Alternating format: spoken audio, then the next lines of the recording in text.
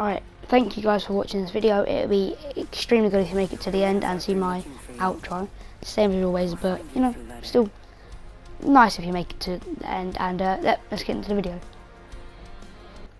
And coming at number 12 we have Octane. He is the high-speed drug dealer, as I like to call him. Sorry, crackhead, steroid addict, whatever you want to call him.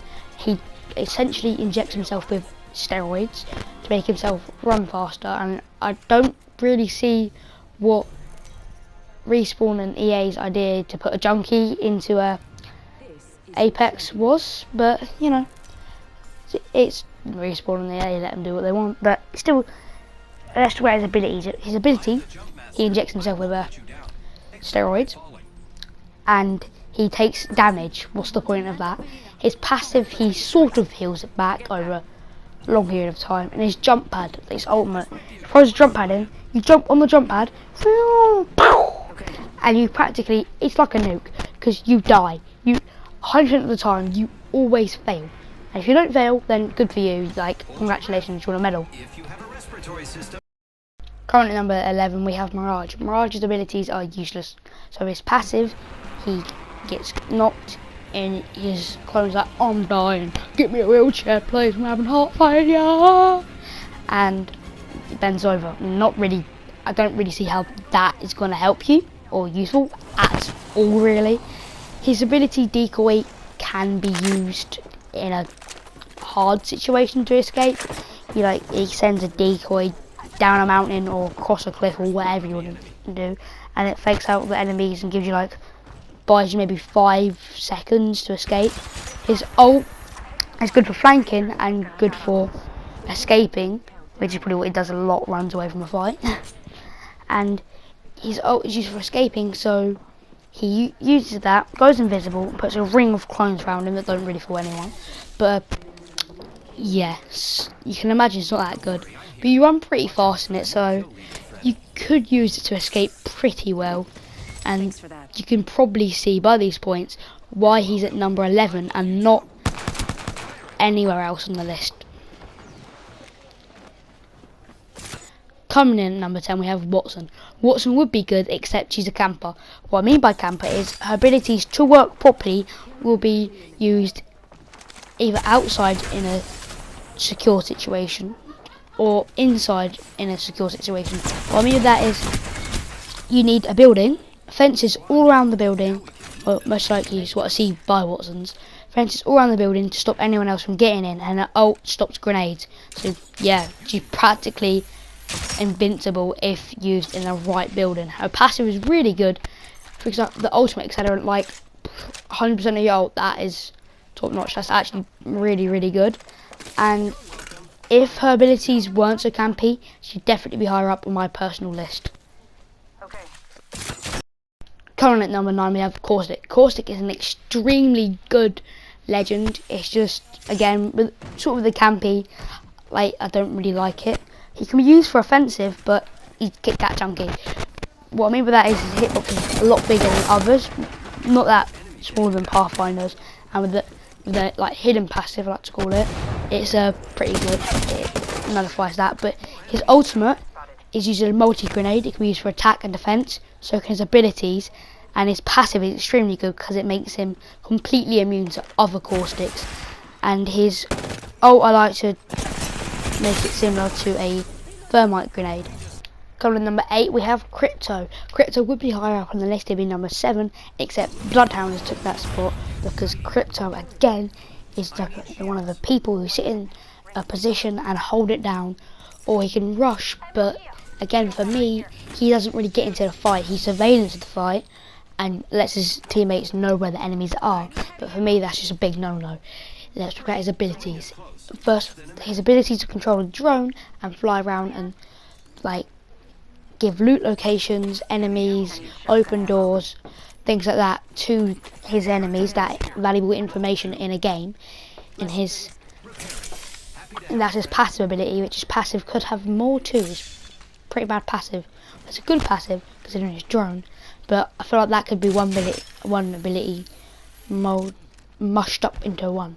And his ultimate, which gets rid of 50 HP of shields, is pretty useful, except it's like, it's super easy to dodge if you know how to take your shield off, like drop your body shield on the floor before it triggers, or you destroy it before it triggers.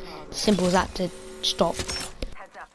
Coming at number 7, we have the lovable Bloodhound. Her ability and her passive and her ult are all amazing. I'm calling her, well, Bloodhound a she because the voice actor is female, so it just feels natural calling her a she.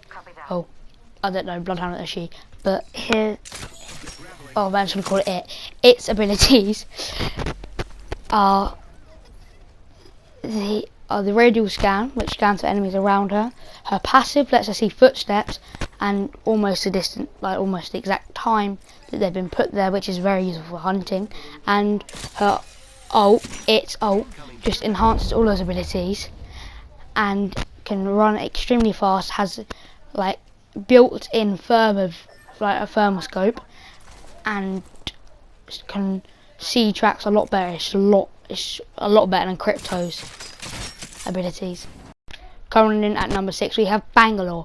Her ability, the smoke, she's like vaping up, and then she runs away. But passive, when she gets shot, she runs double the speed or just faster. Her ultimate summons an airstrike, which is pretty good for running away and pretty good for starting a fight to make them go indoors. And if you combine a Gibraltar, a Bangalore, and a Caustic, then that's a deadly combo, because you can imagine Bangalore uses her ult, summons an airstrike. Gibraltar uses his ult, summons an airstrike, and they go in the building or like a space underneath a building, somewhere underneath and like shelter from the ult. Caustic uses his ult and his abilities, and bam, and Caustic rushes in, and the other team members just nade, and it's a perfect combo to pull off like a multi-squad wipe or just a squad wipe. And her passive is really good for getting shot and running away with, like grabbing your teammates' banners or just running away in a fight or running to a fight, like bobbing and weaving, running, and bam, she's on top of you before you even realise it. And she also does damage, which I find kind of hilarious. This has like 10-11 damage, and it's just the greatest feeling when you kill someone with smoke, like smoke, and they die. She starts vaping and they got asthma. She it starts blowing like air deodorant in their mouth, and they're like that's why she's the best. Well, that's why she's number 6. Coming in at number 5, we have Revenant. He is a simulacrum, I believe it's called. His passive is you can crouch and walk faster, because you're going to use that, and you can climb higher, which is sort of good, and you can see why it's in number 5.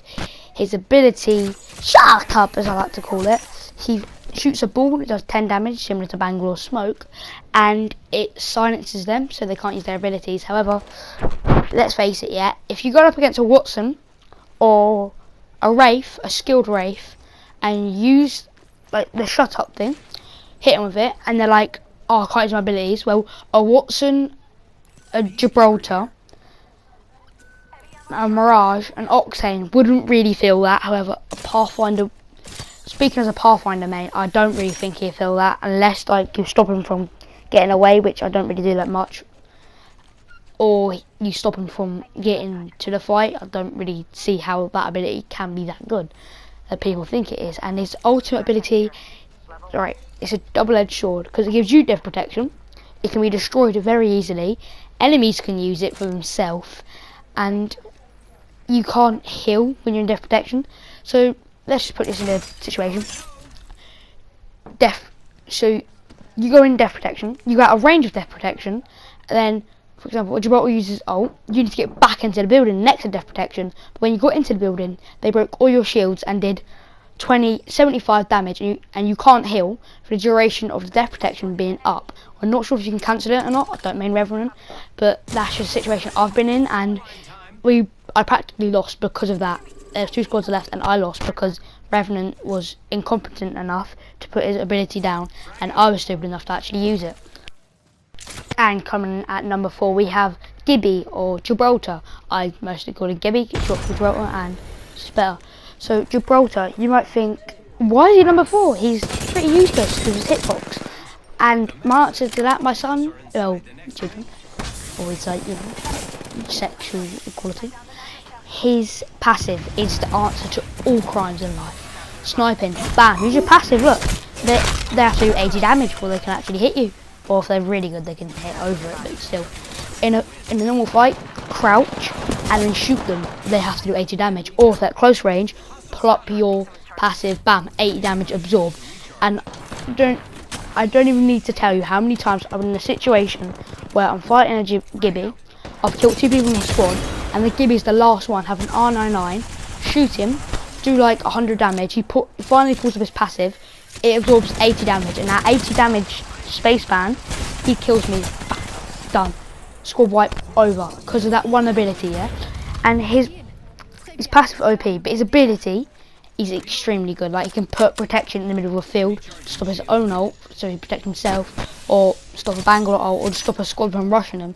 And if you're good at Gibby, you can outplay anyone in the shield, and that's amazing.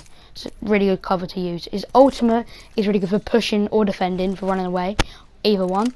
And that's why I think he deserves number 4, unlike Revenant. Coming in at number 3, we have Lifeline. Her abilities are extremely good, especially her passive. Her passive is like a wall that can't be shot through, and is good at reviving at medium to long range, not so good at close range. But if you're skilled enough to play her and use her ability in a fight to your advantage, like you put up the shield, use it to block bullets, her ultimate provides medical items, shields, body armor, gun attachments, is very useful indeed. Her ability, little turtle, save the turtles. She puts it down and it heals her and her allies for a certain amount, and it's valuable in a fight because you can use it. If you kill a lifeline, you just place it down, you can use it yourself as like an enemy team, or you can use it passively to get like a battle drone even, or use it as similar to a battle drone, so it heals you while you're taking damage, which could possibly be the reason why you win or lose a fight. And the tactical ability of Lifeline is way up in the charts, and that's why she's in number 3. I just want to stress that this is my personal list, not anyone else's, so if it's different to another YouTuber's, then that's just them, and yeah, that's me. Coming in at number 2, we have Wraith. Now Wraith is an extremely good character. See, her ability, the phase into another dimension ability, where she can avoid damage for a certain period of time. See, she can't get out of it and she can't see people in it. She can see other Wraiths if they use it at the same time, but she can't see people. That's probably why, if I had to judge characters for their abilities, the top person would be Pathfinder, which is the top in this, but Lifeline would be definitely second. Wraith would probably be 5th, and Mirage would easily be last. It'd be last time of Octane, really. And let's talk about our ultimate for a second, the portal. The portal can be used similarly to Pathfinder's zipline, except it can be used to get into nooks and crannies, as I like to call them. So use your ability, your ult, you rush into a fight, right flank, and then put the portal behind, and while your team's fighting them, of course this is like long or medium range, then you can go through and light them up when another team come through, and you use it as an escape route if you get downed and you want to escape back to your teammates. And passive, I'm not sure what it's called, but I know it notifies you when you're getting aimed at, which is amazing if you're getting sniped, because as you can imagine, if you're getting sniped, you want to know if you're getting aimed at. But so I guess to counter a Wraith's passive, you'd have to no scope. I don't really know how to counter it, but yeah, well, it's coming at number 1. We have my boy Pathfinder. Pathfinder is the probably best legend you could choose in the game. His grappling hook lets him traverse the map easily.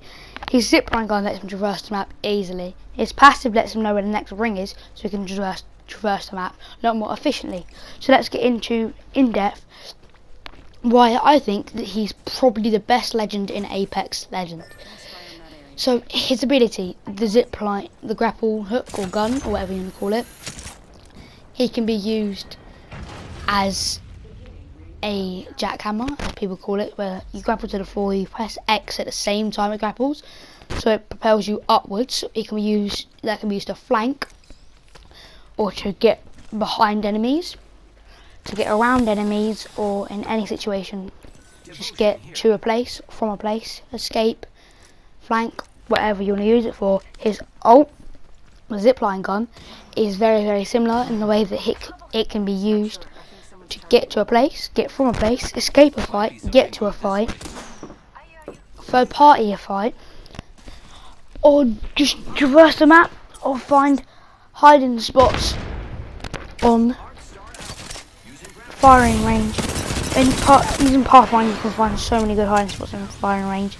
Using him and Revenant are pretty good, because Revenant can get to high places using his passive ability, but Pathfinder can grapple to high places using his ability, and his passive ability lets him probe a survey beacon so that he gets insider knowledge, quite literally, and he can see inside, like, the next ring, and that can be used to position yourself in the right place at the end of a match or at the beginning of a match, just to get to the next ring a step ahead of your enemies, so that you can, you know, if the fight you're going to get into is worth it, or if fighting a certain squad is worth it. But most of the time you're not really going to think about that. Let's face it, we're all hungry people who want loads and loads and loads of kills. And thank you for having the patience to watch this video. And if you got till now, thank you very much. And thanks and goodbye. You are the Apex Champions.